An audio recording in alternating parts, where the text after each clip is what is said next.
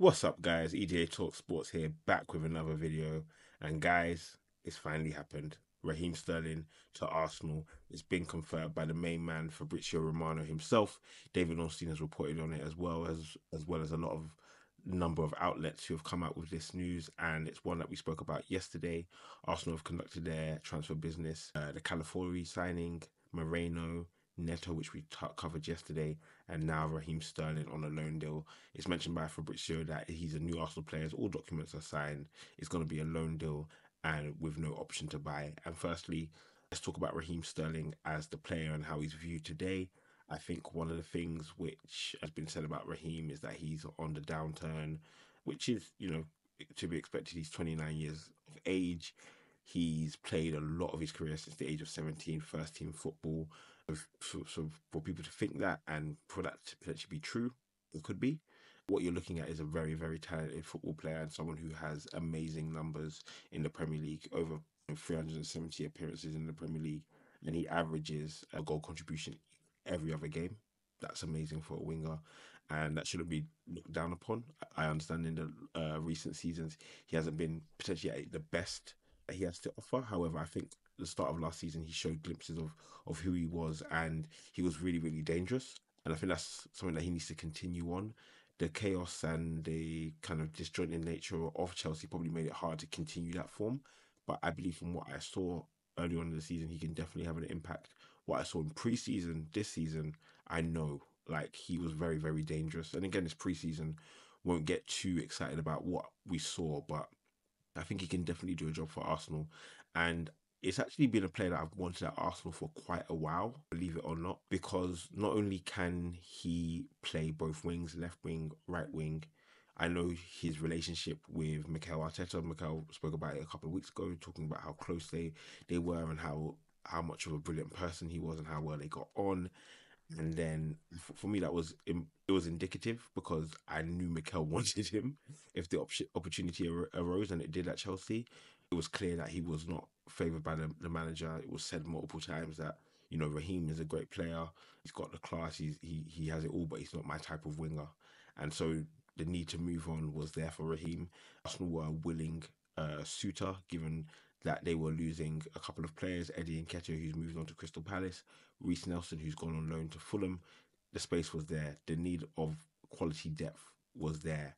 And we've got Sterling, and I'm happy. I'm very, very happy. Again, it's a player that I've wanted for a long time.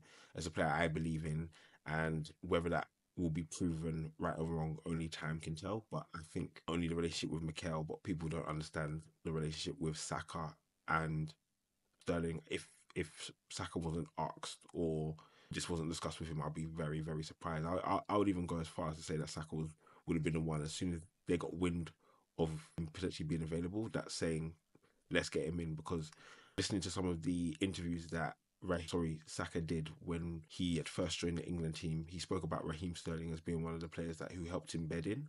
Almost spoke about him like a big brother, and that kind of speaks to, if Arsenal were trying to get him, Saka being, probably our most prominent player, he would have potentially a say or a discussion or an understanding of how this dynamic would work. What do you think about Raheem? What are your engagements with him? And it must have matched with the managers, because here he is. And so that dynamic, because Raheem will probably be coming in and off the bench for Saka at times. He'll maybe be playing on the opposite wing to Saka. I think the opportunities are endless, and it's good to have him at the club, and we'll see what happens. I think the fans will probably be 50-50 excited to get a player of his caliber into the team. The other half will probably be thinking he's on the decline. This is not what we thought we were going to get at the start of the season, which, again, there's no right or wrong answer. I'll be honest with you, at the beginning of the season, I was looking at Nico Williams.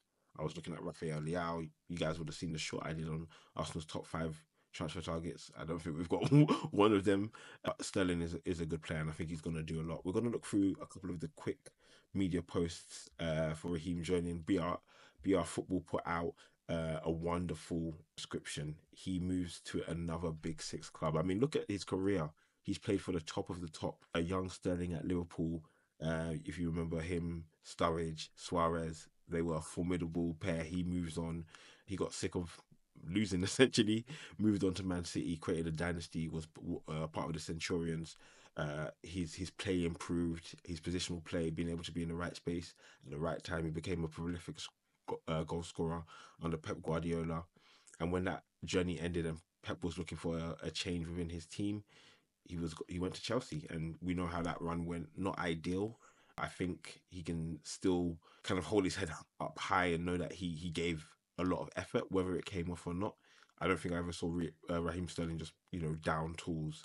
I think that says a lot about his character. Now he's moving on to the Arsenal. Excited to have him. Want to see him impress. And yeah, I think it will take a little while, but I think the fans will definitely be there to support him each and every way. The next one was from AFC Stuff. I've quoted Miguel Delaney, one of the reporters who's been quite prominent in giving information during the transfer window, and they've mentioned that there's no loan fee and that Arsenal are paying less than 50% of the wage contribution for Raheem Sterling. So we know Raheem Sterling is on over 300, I think 350k a week. Chelsea, what were you doing? That's a lot of money. Why wouldn't someone come and sign for your club when you're asking them, will you take this 350k a week's salary? Yeah, of course I will. So Arsenal paying less than 50%, which is a great deal. And there's no loan fee. There was discussions about Chelsea wanting a permanent fee or demanding a fee, and just from what Maresca has done already, he's devalued this asset for Chelsea so much, saying I won't play you, you're not going to play. Well, why would anyone pay a significant amount of money for you? It doesn't make sense. So Arsenal did a really good deal. Edu pulled it off. Great.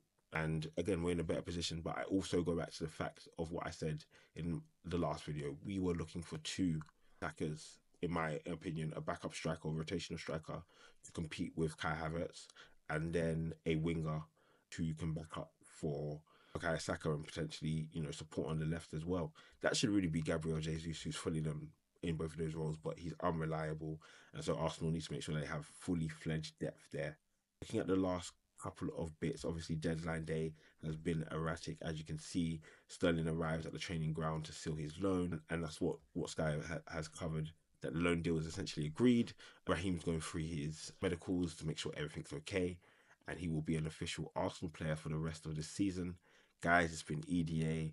The transfer window has been a crazy one. We're going to be covering some of the key topics from the transfer window: who did the best business, who didn't, top transfer, worst transfer. We're going to look all into it, guys. I hope you're excited. So am I. Raheem Sterling at Arsenal. Make sure to leave a like, comment, and subscribe, and I'll catch you soon. Peace.